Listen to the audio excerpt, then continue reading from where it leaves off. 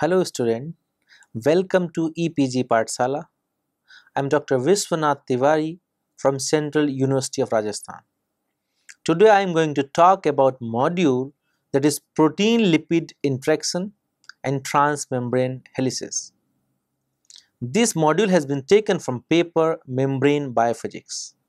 As you know that membrane is composed of phospholipid in the form of bilayer and protein embedded into it. So there are interactions that is taking place between protein and lipid bilayer or protein and phospholipid. So the interaction of lipid and the protein is very important for the stability of the membrane. Hydrophobic interaction and van der Waals forces are the important force which are involved in the stability of lipid and protein in the membrane. So this module is divided into following section. The first section is we will discuss how protein interact with the lipid. So we will have the introduction of lipid protein interaction. Then we will have discussion of mode of binding of lipid to the membrane protein and their specific lipid binding sites. Then we will discuss what are the methods that are used to study protein lipid interaction. Then we will discuss about the membrane proteins classification, or you can say that the transmembrane helix classification. Then in the last we will discuss about the prediction of three-dimensional structure of transmembrane helix protein. So first of all, about the introduction of lipid protein interaction. You know that biological membranes are essential for the life. They provide a specialized permeability barrier for cells and cell organelle. They can perform various functions such as they act as a barrier for toxic molecules, they help to accumulate nutrients, they carry energy transduction, they facilitate cell motion, they assist in the reproduction, they are modulating signal transduction and mediating cell-cell interaction. So the interplay of the membrane protein and the lipid facilitate basic process of respiration, photosynthesis, protein, solute transport and signal transduction and motility. This broad range of the function in the cellular metabolism is mainly catalyzed by or facilitated by large number of diverse membrane proteins which is embedded into the membrane, and they are constituting about 20 to 30% of total protein coded by a particular organism. Three type of binding modes has been observed between protein, or you can say membrane protein, and the lipid. The first mode is a cell of annual lipid bounds to the protein surface resembling the bilayer structures. The second one is non-annular surface lipid are embedded in a cavity and cleft of the protein surface. They are frequently observed for multi-subunit complexes, multimeric assemblies, and typically present in the contact site between adjacent subunit or monomer. The third category is integral protein lipids, which reside within the membrane protein or membrane protein complexes. They often occur in unusual position such as head group below the membrane plane and or the acyl chain non perpendicular to it. The protein lipid interaction influence the membrane protein on lipid and vice versa. The question arises, how this lipid protein interaction are significant to biological system. So the questions which are relevant to understanding the structure and function of the membrane are, the first question is, do intrinsic membrane protein bind tightly to the lipid? And what is the nature of layer of the lipid adjacent to the protein? The second question arises, do membrane protein have long range effect on the order or dynamics of membrane lipids? The third question is, how do the lipid influence structure and function of membrane protein? And the last question is, how do peripheral membrane proteins which bind to the layer surface interacts with the lipid and influence their behavior? Lipid bilayer provide in general the matrix for membrane protein, but a tight protein lipid interaction is required to maintain the diffusion barrier and to keep it electrically sealed. The mobile lipid protein can adhere to the membrane protein surface and flexibly adjust to the conformation changes in a structural rearrangement. Therefore, the protein ligand interaction is specific.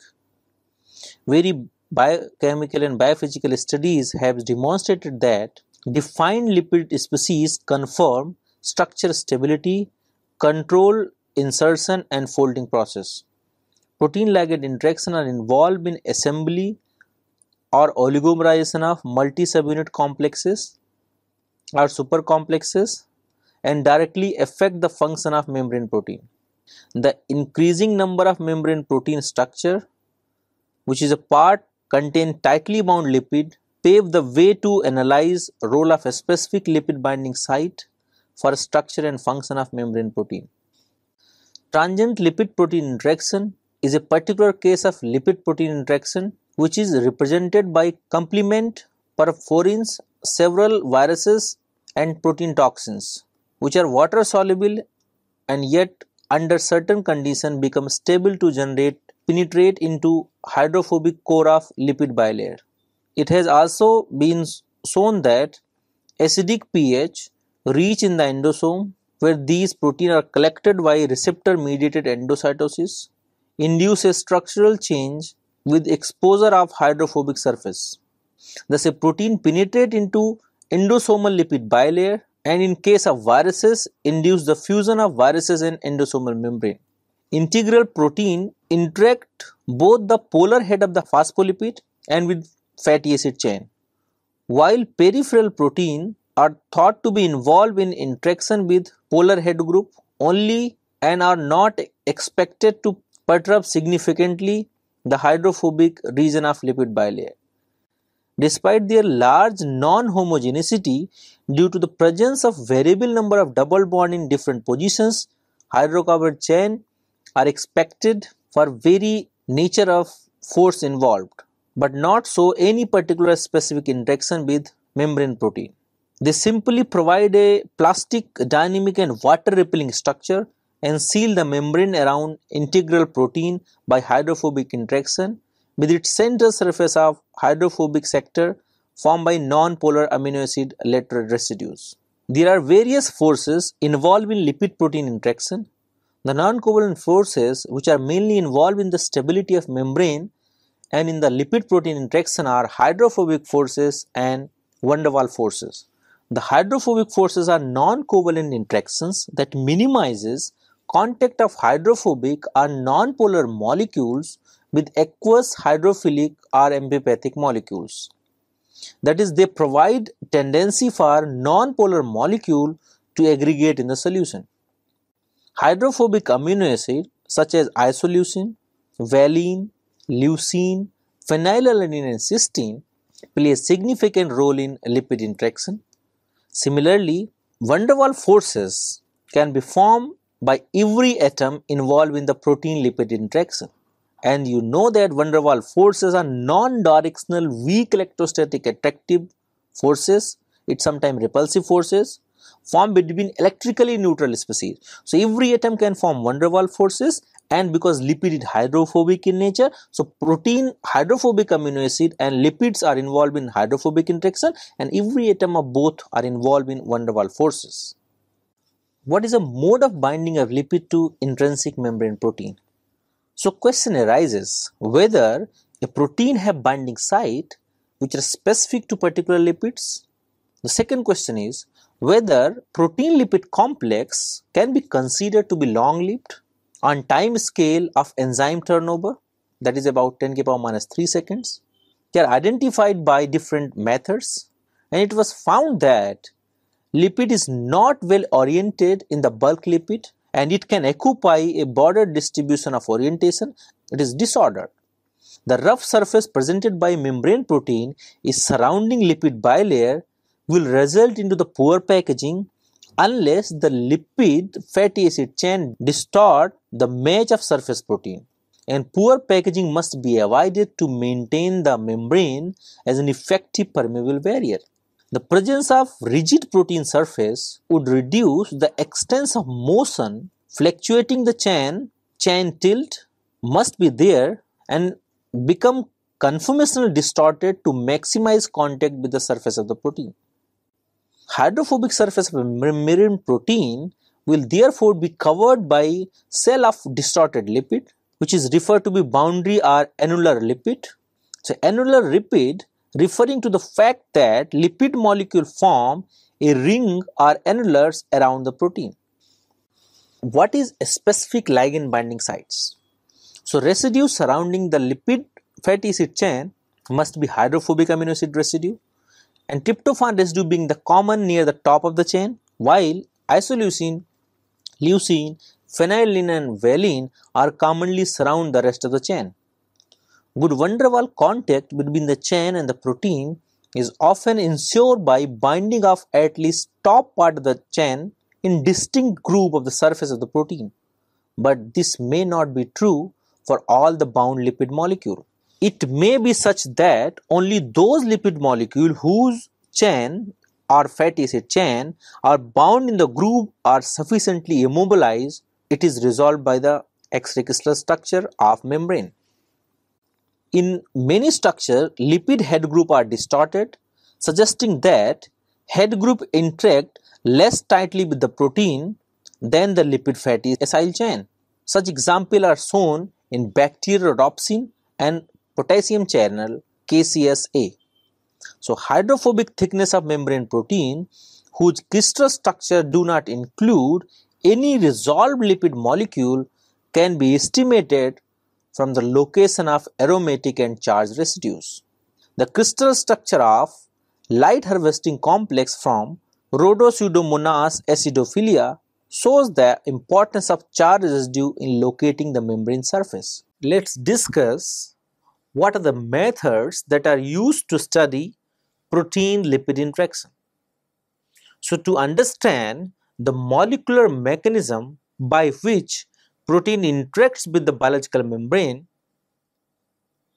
one needs knowledge of affinity and specificity of membrane binding processes, protein topology or conformation in lipid bilayer, as well as the possible modulation of physicochemical properties of membrane by the proteins.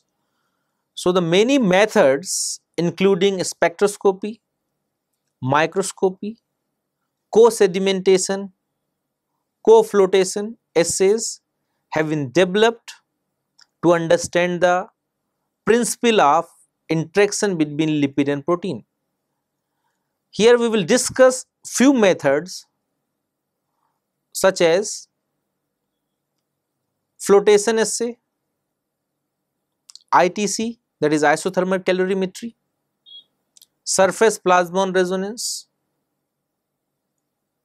microscale thermophoresis, native protein mass spectrometry, and recently developed NMR and fluorescence method.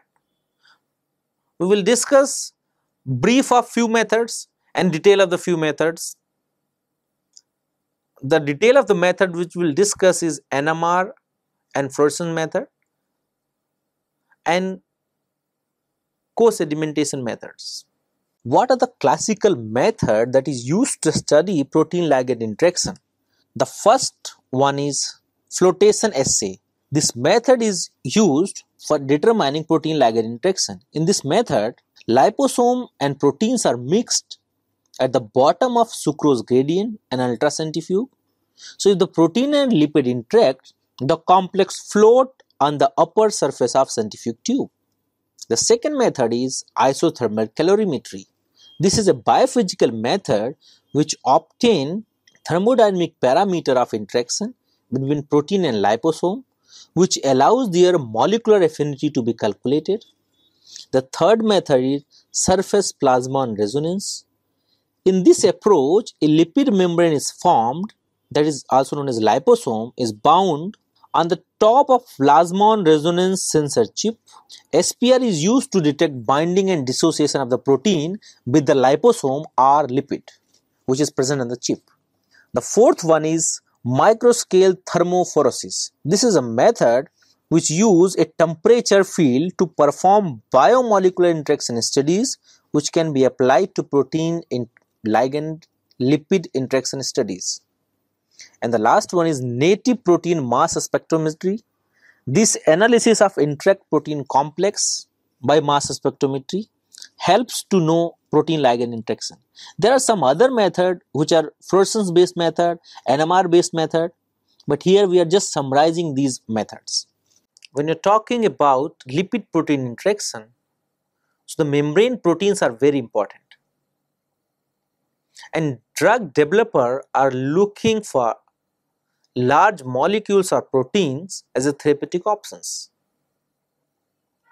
Plan of a protein drug can be significant, however, without a comprehensive knowledge about the nature of the protein structure and the conformation characteristic of a particular protein being formulated, outcome can be harmful. As you know that the protein of the protein are the micromolecules. They have four distinct level of structure, that is primary, secondary, tertiary and quaternary. Primary structure of the protein is a linear arrangement of the amino acid and they act as a structural unit. The primary structure of the protein is accounted for being its N terminal and C terminal, and the secondary structure of the protein is a local spatial arrangement of amino acid which involve interaction within the polypeptide. The secondary structure can be formed characterized by hydrogen bonding of the protein. The tertiary structure will have a single polypeptide chain that is known as backbone with one or more protein secondary structures that is also known as protein domains. You can say that quaternary structure, you can say that tertiary structure is a global spatial arrangement of amino acid in the polypeptide backbone. The fourth structure is quaternary structure.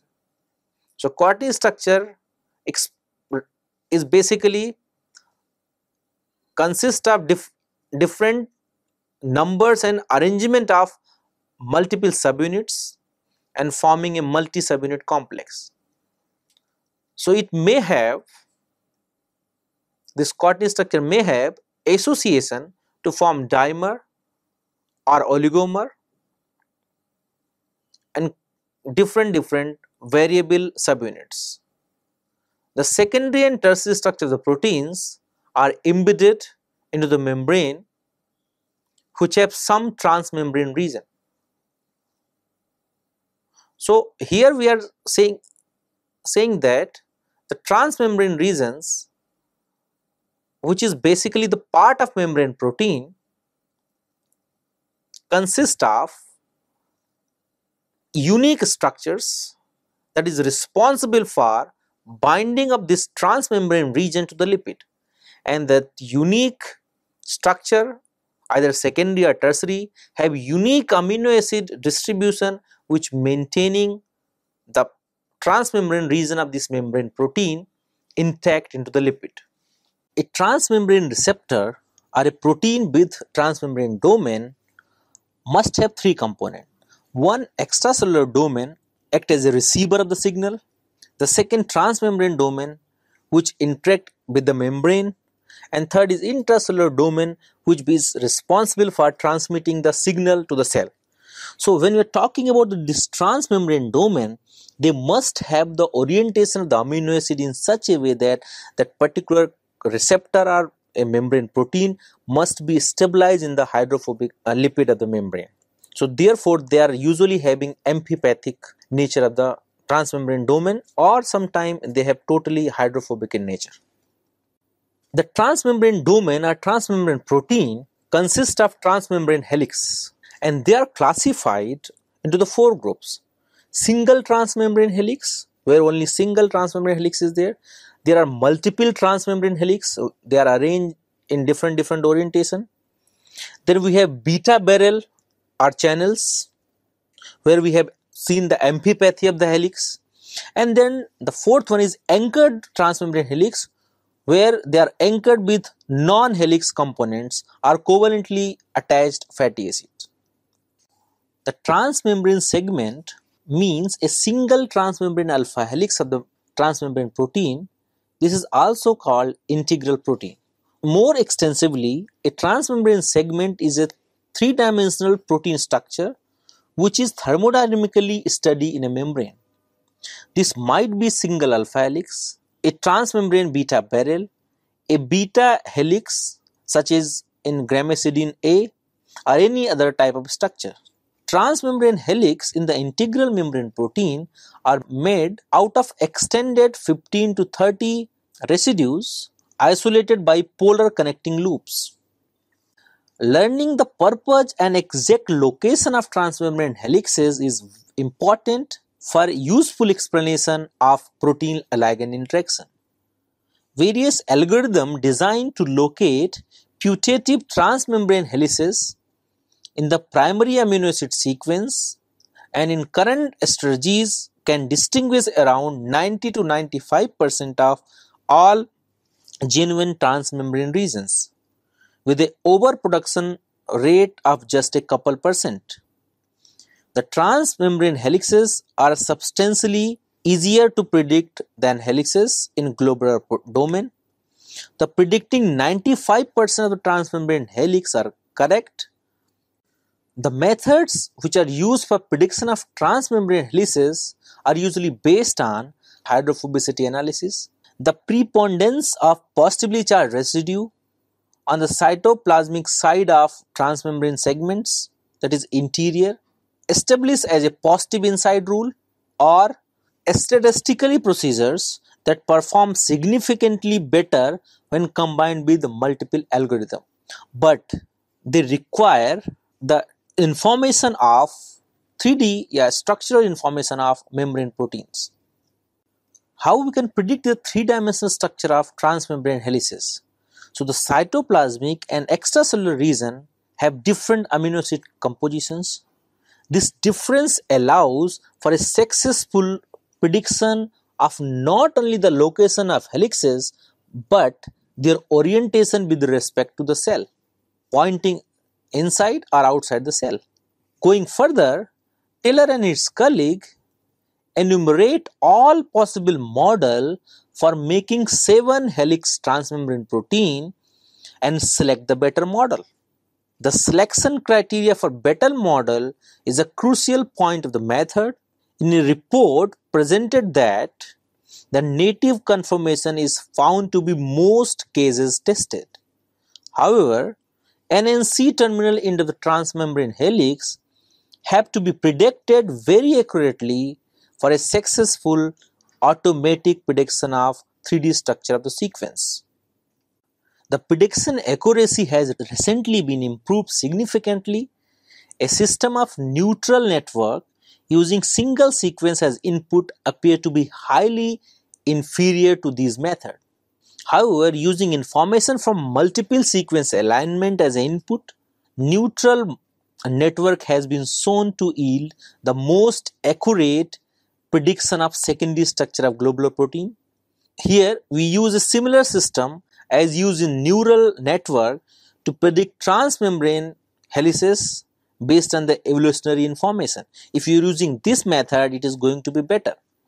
The goal was to predict the location of transmembrane helices can be also achieved with the help of Swiss prot and other alternate methods. A method to predict the complete topology of the membrane protein, that is TOPPRED, applied two empirical hydrophobic cutoff to output of a sliding trapezoid window in order to compile a list of certain and putative transmembrane helices.